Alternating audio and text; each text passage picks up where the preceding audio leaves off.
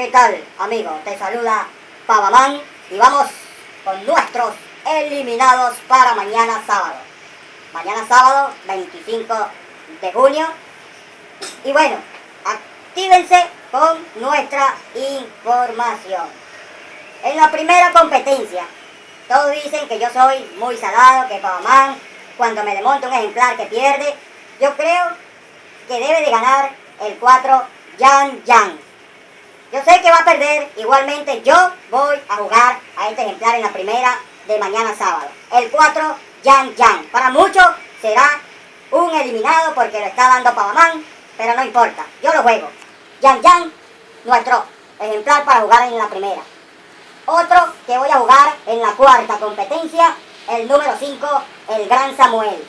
Este ejemplar ganó muy bien, mantiene condiciones y va a repetir. Para muchos van a decir que está eliminado porque se le montó Pavaman, pero yo lo voy a jugar. Yo sé que va a perder, pero igualmente lo voy a jugar en la cuarta, el 5, el Gran Samuel. Otro ejemplar para mañana sábado que voy a jugar, buscando por aquí, en lo que va a ser la séptima competencia segunda válida, la número 2, Lady Yara Lee. Información para jugar, ¿ok? En la segunda válida, Lady Yara Lee. Para muchos lo tomarán como eliminado porque le está dando Pavaman. Yo sé que va a perder, igualmente la voy a jugar. Octava, tercera válida, otro ejemplar que voy a jugar, el 5 Nessus Pride, número 5. En carrera de aprendices la corre la yoqueta, pero va a ganar. Para muchos será eliminado, yo sé que va a perder, igualmente voy a jugar Nessus Pride. Otro ejemplar que jugaré en la novena, cuarta válida, el 6 extraterrestre.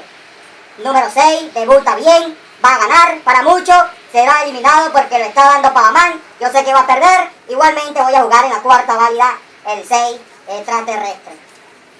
De allí a la quinta válida, décima competencia, uno de los más fijos, el número 1, Imperator, número 1. Para muchos será eliminado, yo sé que va a perder, yo lo voy a jugar igualmente, el 1 Imperator, en la quinta válida.